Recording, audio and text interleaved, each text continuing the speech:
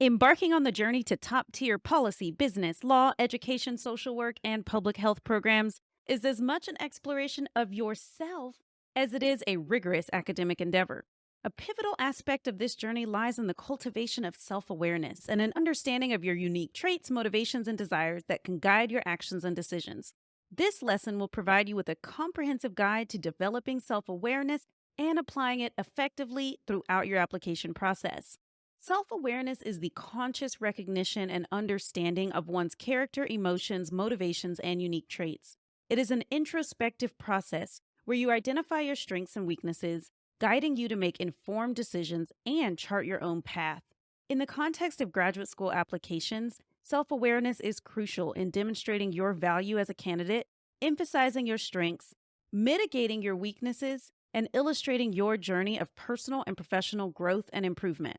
A valuable tool for developing self awareness is self assessments. There are a plethora of these assessments, both paid and free, which can offer insights into your values, work style, motivations, and potential career fit.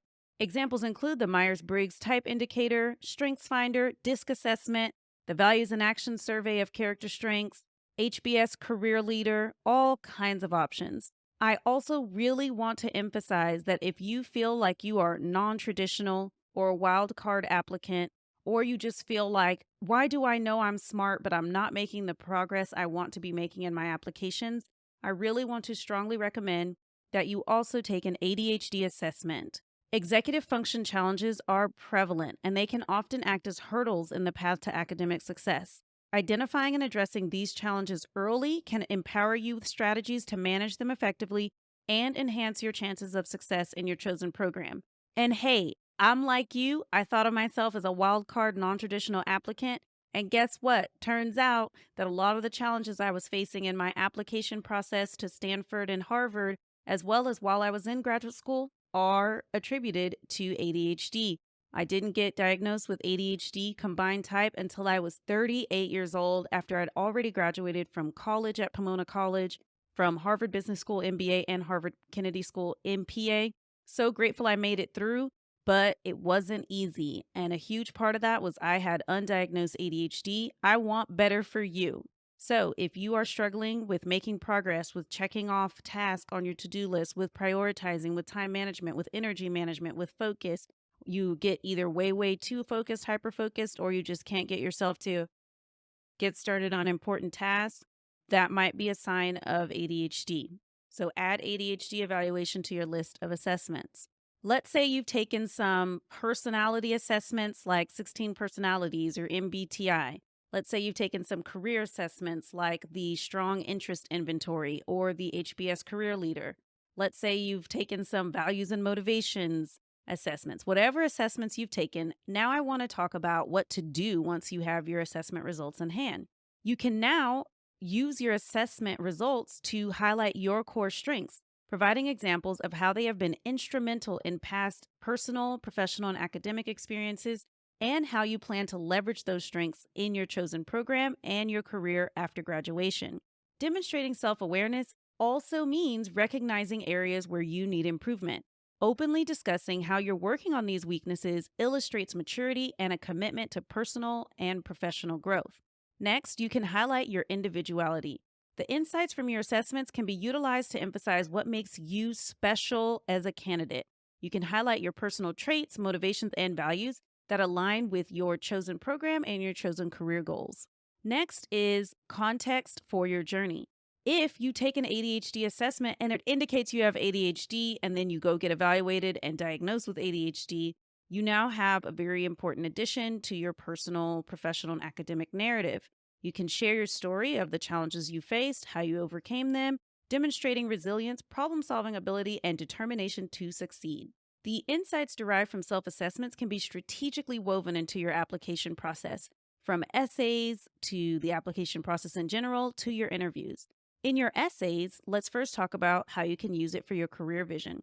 Discuss your career aspirations with clarity, demonstrating you have given thoughtful consideration to your future career path and how much it is a fit for your strengths. You're going to leverage the insights from your assessments to emphasize your unique strengths and skills. You can provide real world examples of how these have been advantageous in your previous professional, personal, and academic experiences.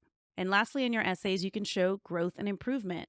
Insights about areas of improvement that you get in your results can really help you chart your journey of personal growth. Demonstrating your ability to accept and work on personal shortcomings shows initiative and resilience. Your assessment insights can actually guide you in selecting degrees and programs that align with your personal, professional, and career goals and strengths. That way, you have a strategic and targeted application process where you're setting yourself up for success. Secondly, you can use it for personal development. By understanding your strengths, weaknesses, and interests, you can pursue opportunities that align with your career goals, such as internships, coursework that you mention in your essays, supplemental coursework you take while applying, or even projects that you take on at work now that you have a clear idea of your strengths. In the interviews, you can justify your candidacy. You can use the insights that you gain from the self assessments to convincingly articulate why you're the ideal candidate for the program, linking your natural interests and skills with the program's goals and potential career paths. You can also highlight problem solving and adaptability. You can discuss how you leverage your strengths and address your weaknesses to adapt and overcome challenges and achieve outstanding results. Lastly, passion and motivation. You can utilize your insights to express your passion and motivation for your chosen field, revealing genuine enthusiasm and commitment, backed up by that knowledge that you have from taking those assessments, that the things you're saying are actually true. As a reminder, the intent behind using these insights, it isn't necessarily about actually mentioning the assessments themselves in your application or your interview.